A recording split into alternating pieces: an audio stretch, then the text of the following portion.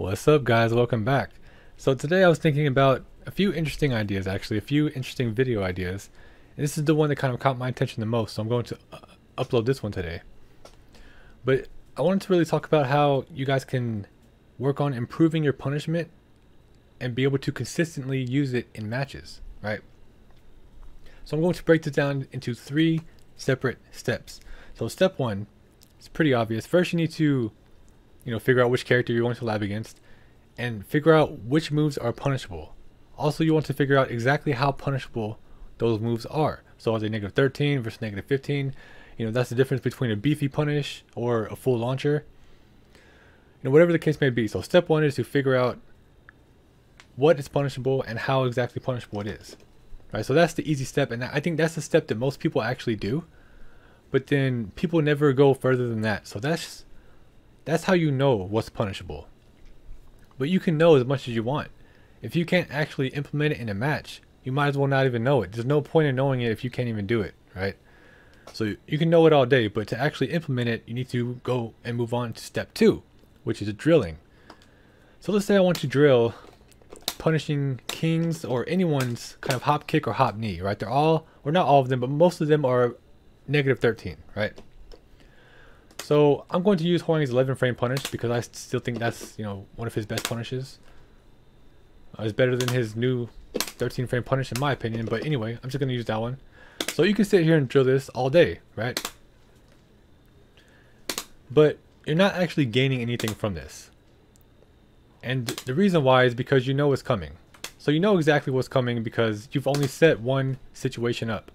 So this is where I would talk about implementing my philosophy of drilling in 2's or higher. So what that means is you want to set up 2 situations that require you to react in a different way in each one. So in this case, I'm going to use king's back 1-2.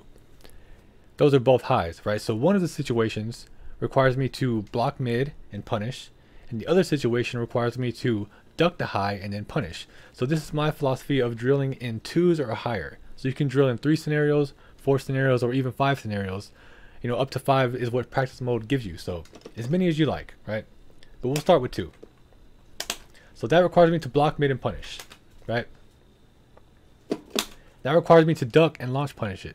So you see, both of these situations require me to do something different, and that makes me focus. I can't zone out. I can't turn around and watch Netflix, turn on The Office or something and watch it while I'm playing. I have to actually laser focus on practice mode and drilling. Otherwise, I'm going to miss some of these punishes, or I'm going to do it incorrectly. So set yourself up with at least 2 or more scenarios and drill it. Drill it for an hour or so, 30 minutes to an hour, however long you got. And then you want to move on to step 3. So this is the 3rd and final step. I know this won't always be feasible or easy to do, but after you practice fighting against a character and actually drilling the scenarios that you want to get down consistently in your matches, I want you to go and try to find someone who mains that character or who is at least really proficient with that character and fight them. And really try to implement the drills that you've practiced, right? So if you're newer, you might not know, but there's all kinds of Facebook groups and Discord groups with people who main certain characters, and you can find them pretty much anywhere, right? So if you have to go to one of those groups and ask someone who mains the character you're fighting against, or who you just drilled against, for some matches, for a long set, maybe a 1st to 5 or something like that, and really focus. Don't focus on winning too much, right? Because you're here to learn, remember. So really try to focus on implementing your drills into that match.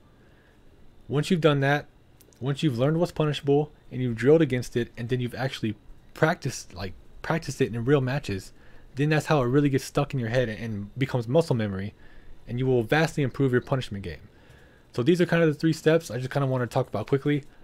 If anyone else has anything they'd like to add to these steps, or any ways that they learn how to punish properly and add it to their game, feel free to share that below. And I guess I'll see you guys next time.